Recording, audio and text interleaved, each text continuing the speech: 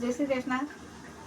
देखो बिना अधिक मास में आपा दान धर्म पुण्य तो सब करा ही है, पर पुराना लोगों जो कहानी जो ये पद्म पुराण का कहानी का अलावा भी जो कहानी के है वे भी कहानी में खान बताओ दे रहे। तो इनमें एक कहानी इस प्रकार आ है कि एक नगर में एक राजा जी रहता है। तो दो रानियाँ हैं। तो जो दो रानियाँ ही, तो जो बड़ी रानी ही वह हमेशा छोटी रानी को ईर्ष्या रखती। वो छोटी रानी सीधी ही थोड़ी, तो छोटी रानी कहीं करती, बड़ी रानी ईर्ष्या रखती तो मैं समझ नहीं पाती। और बड़ी रानी जो है वह छोटी रानी का बारे में हमेशा राजा जी ने भड़का के रखती। तो राजा जी कहीं करे, जो छोटी रानी थी उन्हें महल का बाहर है, मतलब महल का नीचे की साइड में एक झोपड़ी बना दी। वह बेचारी हमेशा उमें ही रहती ही। और जब देख लियो कि भाई मैंने राजा जी को कोई सुख नहीं मिले है, तो वह बढ़िया नहाणु धोणु भगवान को पूजन पाठ 12 ही महीना वो काम में वह लगी रहती ही। बैसाख को महीना आता तो बैसाख नहाती, मतलब 12 ही महीना जब नहाती, तो बैसाख भी, अधिक मास भी, कार्तिक भी, चारतुर्थ के मास भी, सभी उनको अपने आप ही नहीं जाते हो।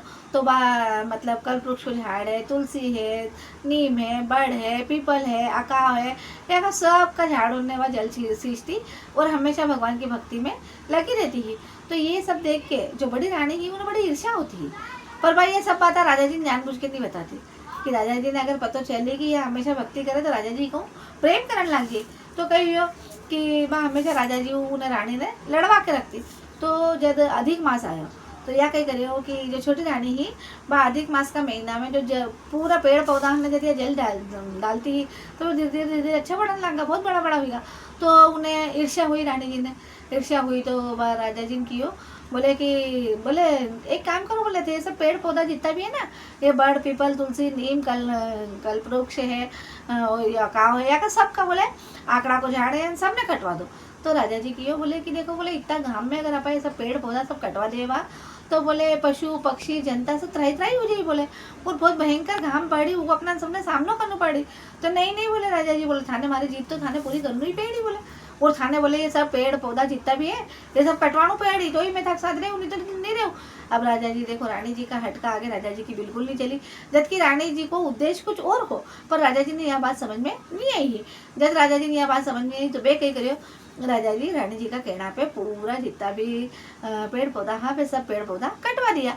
अब यह बेचारी सुबह जब अपनी छोटी रानी उठी है, देखे तो बड़ पीपल तुलसी वो जितना भी पेड़ पौधा सब कटेल हा।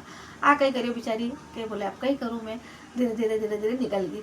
अब निकल गई, घना घोर जंगल में गई। जंगल में गई तो उठा भगवान कहते जी, भगवान की जी का ऊपर आशीर्वाद रही, उन्हें दुनिया की कोई भी चीज़ दुख नहीं दे सके। तो गंगा जी को तट हो, गंगा जी का तट कने है तो कल्पवृक्ष झाड़ हो, आंकड़ा को झाड़ हो, पेड़ पीपल तुलसी सबका झाड़ लगेला, पाल पाल पे पूरा झाड़ लगेला।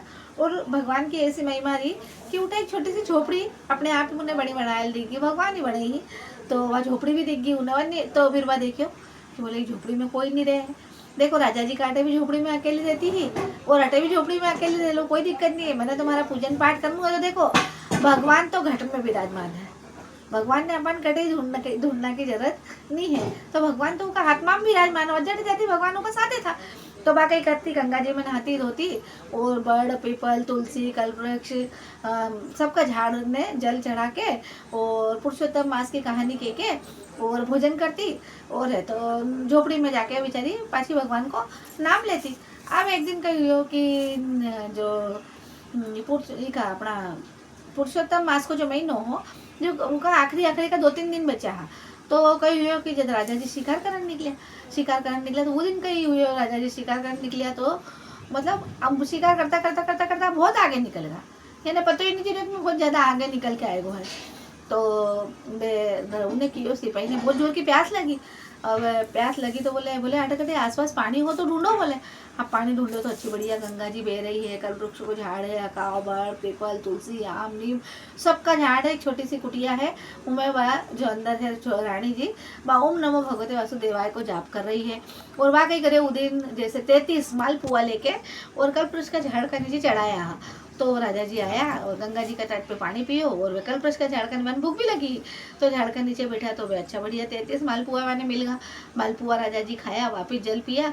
तो मतलब बिल्कुल राजा जी की हालत इस प्रकार हुई गई है, जल नहीं मिलने का कारण और भोजन नहीं मिलने का कारण कि श्वास अब जा और अब वापिस आ, मतलब इस प्रकार राजा जी की हालत हुई गई। फिर राजा जी जल पिया, वे मालपुआ खाया और घर गया तो विचार मतलब उस समय तो ध्यान नहीं दियो कोई चीज़ पे, पर बाद में जब घर गया है जब ध्यान दियो कि इतना अरंडन जंगल में मैं गयो और उठे बोले कि कोई बच्चों ही नहीं, मतलब वो कुछ भी नहीं, कोई नगरी है ना कोई राजा जी है ना कोई नहीं, बस एक छोटी सी कुटिया है और झाड़ है, उठे 33 मालपुआ चढ़ल है, उठे हो सके पक्का कोई न कोई बोले धर्मात्मा व्यक्ति उठे रह रहे हो। तो राजा जी पूरी कहानी रानी जी ने बताई, बोले कि आज तो बोले मैं बोले परम धाम पहुंच ही जाता बोले, पर बोले कहीं भगवान की ऐसी मेहरबानी हुई कि बोले मैं सिपाही ने किया कि आस पास कटे जल हो तो जल ढूंढ, बोले तो सिपाही जल ढूंढने गए हो तो बढ़िया गंगा जी बहती ही, सभी प्रकार का झाड़ अच्छा बढ़िया लगे, हाँ मैं ठंडी छाँव में बैठी हो और बोले कल्पवृक्ष का झाड़ का नीचे बोले 33 मालपुआ अच्छा घी का मैं खाया, जब तुम्हारा जीव में जीव आयो, नहीं तो आज तो मैं परम गति ने प्राप्त कर ले। तो बोले रानी जी ऐसा थे कौन सा व्रत तब करे बोले जिसका कारण बोले आज मैं भगवान के जातो जातो रुक गो बोले। तो बोले रानी जी बोले नहीं, बोले मैं तो ऐसा कोई जब तक कभी नहीं कराया। बोले राजा जी बोले कि बोले मैं मतलब हमारा पुण्य को फल थाने मिले।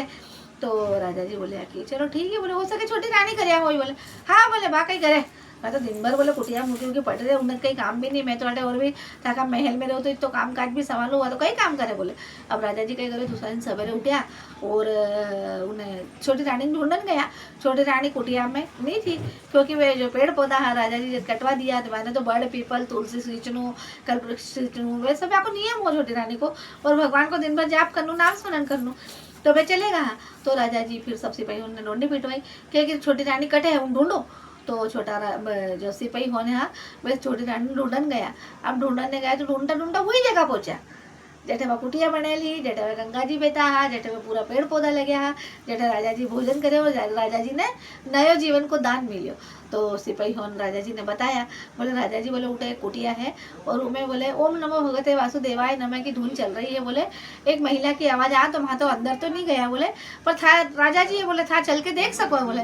तो राजा जी कहीं करियो गया, अब गंगा जी में स्नान करियो, वही कल्पवृक्ष के नीचे गया। तो उस दिन अधिक मास को 5वां दिन हो, तो वो दिन भी जितो भगवान ने भोग बने उतो पूरा भगवान ने भोग लगा के पेड़ का नीचे में जो छोटी रानी ही भरक दी ही, और अंदर वही भगवान को ओम नमो भगवते वासुदेवाय नमः का जाप चलता है। तो राजा जी तो जैसे ही वे जाप की आवाज़ सुनी, आवाज़ पहचान गया राजा जी कि बोले या तो बोले हमारी छोटी रानी की आवाज़ है। फिर वे दरवाजे ठोके, दरवाजे ठोक के बोले मैं राजा जी हूँ फलाना देश को। तो भाई उन्हें मालूम है हमारा पति है ये, मैं गेट खोलियो, गेट खोले बोले राजा जी आओ। तो फिर राजा जी बोले कि बोले रानी जी थे हटे क्यों हैं। तो बोले राजा जी बोले जब मैं बोले था थे मैंने ध्यान ही नहीं देता था, पूरा ध्यान था को बड़ी रानी पे। तो बोले मैं तो वैसे भी कुटिया में रहती थी और अभी भी कुटिया में ही रह रही। बोले तो मैंने बूढ़े की कुटिया होती ज़्यादा, तो बोले यह कुटिया अच्छी लगी। बोले मैं कोई मैंने रोकना आलो नहीं, टोकना आलो नहीं, कोई हमारी भक्ति में आड़ी देना आड़ो नहीं।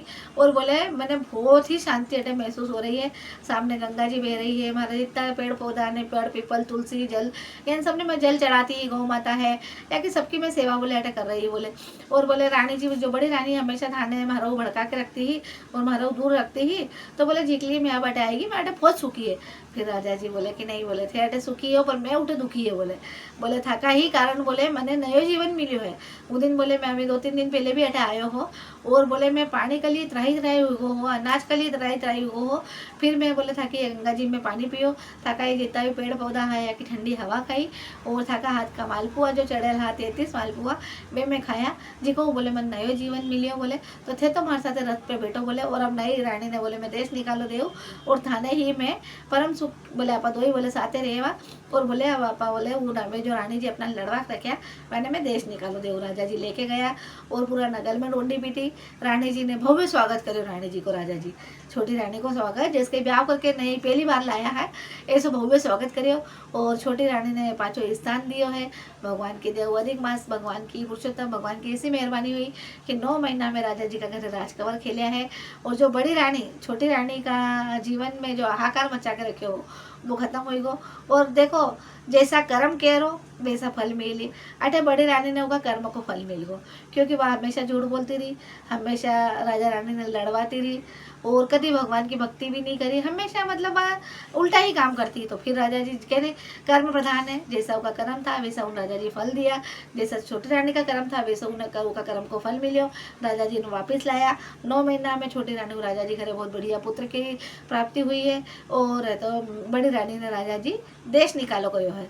तो राजा जी जैसा भगवान पुरुषोत्तम जैसा छोटी रानी पे टूटमान हुआ है वैसा सब पे उड़ जो, और जैसा बड़ी रानी को टूटा है वैसा कोई मत उड़ जो।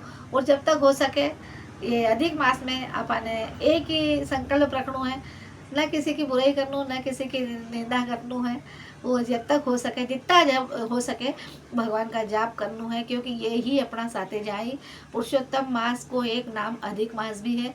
अधिक संख्या में भगवान ओम नमः शिवाय को जाप करनो है और यो ही अपना साथे जाई। बोलो ओम नमः शिवाय।